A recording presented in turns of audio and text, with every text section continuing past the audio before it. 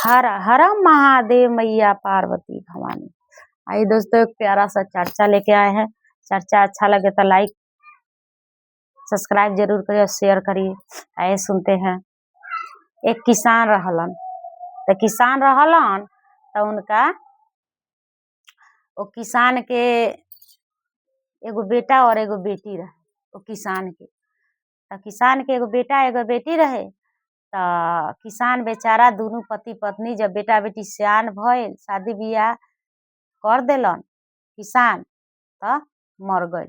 किसान दोनों पति पत्नी मर गइल। तो जौन उनकर भाई रहलन बेचारा उ शिव भक्त रहलन, गुरु जी के महादेव के पुजारी रहलन। बिना चर्चा सुनले, बिना भजन कैले, बिना नमन कैले ना सुतस, आ बिना मतलब कि गुरु के भजले उ ना सुतस।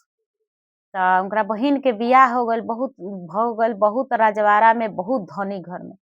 आई भाई जौन रहलन तो बेचारा बहिन के बियाह कैले रहलन से कर्जा पैसा उनकरा पर पड़ गल। बाप मतारी मरल तो बाप मतारी के कर्जा पैसा सब कुछ उनकरा पर लोड हो गए। तो बेचारा बहुत गरीब रहलन। उनकर शादी भइल, एगो दूगो बाल बच्चा भइल, परिवार देखे में लाग गइलन, बाप मतारी के कर्जा सधावे में लाग गइलन, और अपन मतलब उनके ऊपर बहुत जिम्मेवारी पड़ गई।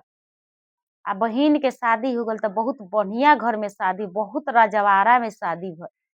तो कहलन एक दिन कहलन कि सुन तारू, सोचे तानी नु कि दीदिया भी भेंट करे जैती, तो दीदिया जैती तो कुछ दीदिया मदद करी। तो उनकर मेहरारू कहली कि तो ठीक बा, जाएम, चल जाए। मता देखा ना अभी कपड़ा लता नई के, तो ठीक बा, कपड़ा लता होई नु तो जाके दीदिया से भेंट को। उनकर मेहरारू कहली का भले गुरमान। एक दिन के बात ह कि उनकरा दियादिन के बेटा के बियाह पर, उनकरा बहिन के दियादिन के बेटा के बियाह पर, तो सगतर नेवता गए आ इनका लगे नेवता ना आए। तो कहली कि उनकर मेहरारू कि सुन तनी, रौरा बहिन के भी बियाह बा तो नेवता रौरा लगे ना आइल हो। तो कहले कि आई रहल खनु हो। अपने मेहरारू से झूठ बोलन कि जानता रू नेवता आई रहल, लेकिन हम हर चलावत रहनी है नु, तो नेवातवा वही जे छूट गइल हटे। वही जे गाछी के लगे नेवता हम रख देनी है, तो नेवातवा छूट गइल।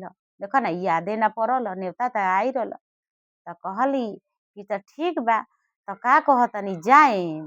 तो हाँ जाएम, लेकिन कपड़ा लता नई के। देखो ना पैसा कौड़ी होइले नहीं क्या, दीदिया बड़का घर में मतलब धनिक मनिक में बियाह भइल बा, तो लाजो लगता। कहली उनकर मेहरारू की टेंशन मत ली, देखी ना एगो है नाक में के हमार बाबू माई देले बा, हम एकरे के बेच देतानी, आ बेच के और अपनो देह पर कपड़ा किन ली, अपना दीदियों के देह पर कपड़ा किन ली और जाए। का कोइली का ए गुरु बहन, ए शिष बहन, देखी लो गरीबी कोई के ना। का कोइली का कि बेच देली उनकर भौजाई, आ बेच के आ का कहली कि ननद के 2 सीट कपड़ा किन देली, या मरद के 1 सीट कपड़ा किन देली। आ बेचारा का कहलन कि झोरा में कपड़ा ले लेलन, आ लेके आ का कहलन कि कपड़ा पहन लेलन, आ पहन के आ चल गइलन जब अपना बहिन के दुआर पर, तो उनकर बहिन 3 ताला पर से झाँको तारी, लेकिन लगे पसंगे नहीं आओ। जब उनकर दियादिन देखली तो कहली ये तहार भाई न हो दे आइल बरन हो। तो कहतरी कहाँ बा, आ तो हौका दे तहार भाई खड़ा बना। तो ना, हमार भाई ना हो, हमार भाई ऐसा ही आई, हमार भाई गाड़ी घोड़ा से आई। सब जानत रही कि हाँ हमार भाई हो, लेकिन ई सोचली कि गरीब बा, तो गरीब के का हम जाई, हमार इज्जत एसल्टी कम हो जाई। का कहली कि ना गइली। लास्ट में बेचारा गइलन, तो उनकर दियादिन पानी उनी देहली, सब कुछ देहली। देहला के बाद में जैसे बेचारा पानी पिए चललन, तले गइली बहिन बाँह ध लेली। कहतरी का कि तरह के बुलौलक ह, तू काहे हमरा दुआरी पर अइल ह, हम हतना राजा महाराजा, आ तू इतना गरीब भिख मांगा खानी हमरा दुआरी पर चल अइल ह। तो कहलन के दीदिया देखो ना, दे तारा के 2 सीट कपड़ा ले आइल बानी। का कहली कि कपड़ा फेंक देली, या फेंक के कह तरीका की तरह से के कपड़ा मंगलक ह, तू काहे हमरा दुआरी पर अइल ह, हमार इज्जत के नाश करवा देलल कि लोग कही कि इतना राजा महाराजा के बहिन बेटी अथी ही पतो ही आ एकर भाई गरीब हटे। आ का कैली बाँह ध के घर में बंद कर देली। घर में बंद कर देली।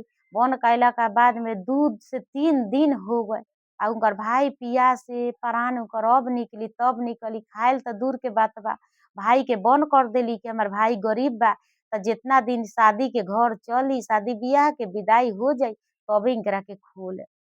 आ बंद कर देली न तरही का डरे आ लाज का मारे कि हम स्टैंडर्ड बानी बड़का घर के बानी।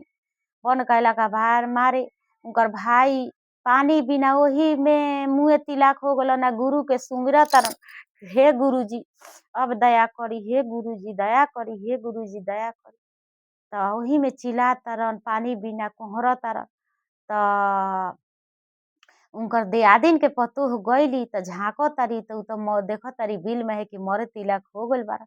उ का कैली कि कहलन कि केवाड़ी खोल दे बबू, हम चल जाएम, हम एजा ना रहेम कि तहार कोई उनकर हमरा बहिन के सेल्टी होई, केवाड़ी खोल दे। उ का कैली उनकर बहिन के पतोह ये गुरु बहन केवाड़ी खोल देली या पिछुती का रास्ता से उनकर भाई के भगा देली। उनकर भाई भागत भागत भागत भागत जब गइलन उनकरा घर से कुछ दूर आगे चल गइलन उनकर भाई त का कइलन कि भाग के जब जा तारन त उ तपातपी घाम बा आ उ धूप में भागत तारन कि कहीं हमार बहिन पकड़ के हमरा के फिर केवाड़ी में बंद मत कर दे। जब भागत भागत गइलन त वही रास्ता से शंकर भगवान पार्वती मैया आवत रही लो। तो शंकर भगवान कहनी कि ए सुना बालक कहाँ जाता रहा आ त ना अब ना सुने ना तक हमार बहिन केवाड़ी में ध के बंद कर देना तब सुना ना तार समस्या का बा है। तो पार्वती मैया के हाथ में पानी के बोतल देखे तो कहलन कि समस्या कब बताए और पानी हमरा के पियाई तब हम समस्या बताए। का भइल कि पानी पार्वती मैया पिया देनी आ पिया के कहनी कि बतावा अपन समस्या का तारा समस्या बा। कहलन कि हमार समस्या ये बा कि हम एगो किसान के लइका हई आ हमार बहिन राजा के घर में बियाह भइल बा, हम बहुत गरीब बानी। हमार बहिन का घर में बिना बुलावल चल गइनी ह। ओही से हमार बहिन अपने सियल्टी के चलते का कैली ह कि दरवाजा बंद कर देली ह। 3 दिन से दरवाजा में हमरा के बंद कैले रहली ह आ हमरा के दोसर कोई दरवाजा खोललक ह तो हम भाग के आवत तानी कि यही से बंद कर लेली कि हमार भाई गरीब बाटे।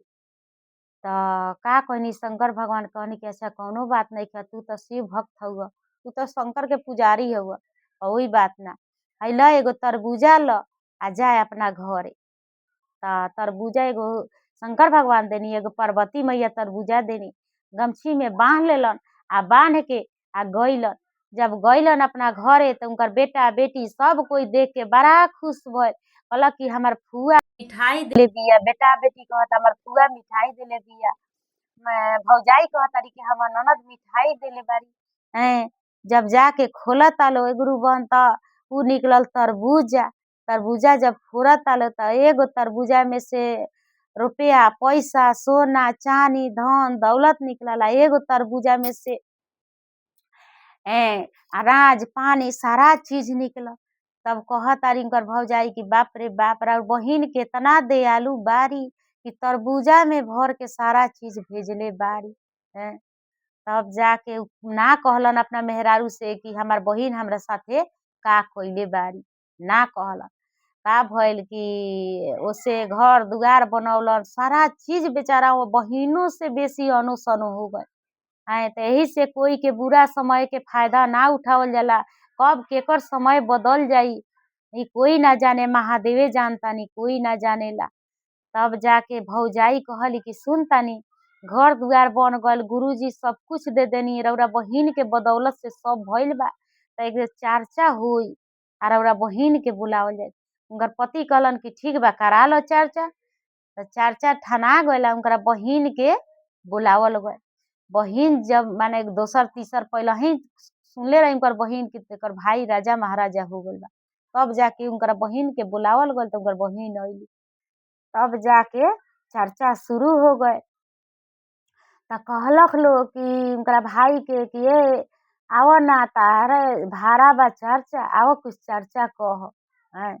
उहे बैठलन उनकर भाई आ लगलन चर्चा कहे हुए अपना बहिन के कि किसान के 2 गो भाई बहिन रहेलो, त बहिन धनी घर में रही या भाई गरीब घर में रहलन। त भाई जब गइलन बहिन भिरी त बहिन दरवाजा में बंद कर देली कि हमार भाई गरीब बा त हमार सेल्टी हो जाई। का कैली दोसर दियादिन के पतो खोल के उ भाई के भगौलक। त रास्ता में महादेव जी आ पार्वती मैया भेटैनी त 2 गो तरबूजा देनी लो। आज वही तरबूजा में से एगो में से अनो से सनो निकलल आ एगो में से अनाज पानी निकलल। त आज महादेव के कृपा बा कि आज हमार सब कुछ भरल बा आ हमार सब चलता। ना त बहिन त हमार कब के मार डाल देले रहती, हमार बहिन कब के मुआ देले रहती। तब जाके बहिन के बात ई सुनली त कहली कि हमी नु ऐसा अपना भाई के साथे कइले बानी। वही जे अपना भाई के गोर पर गिर गइली आ कहली ए भैया गलती सही माफ करो। आ गुरु से मंगली माफी क्षमा। हमर भाई कहलन हमरा से का माफी मांगो तारू, हमरा महादेव से माफी मांगो। ऐसे कि सब हमरा महादेव के लीला बा आ सब महादेव के सब बा। तो ओ दिन से बहिन के हमिता टूट गइल, घमंड टूट गइल। आ ओ दिन से भाई के लगे आवे जाए लगली आ एक दूसरे से मिल गइल लो। प्रेम से बोली हर हर महादेव।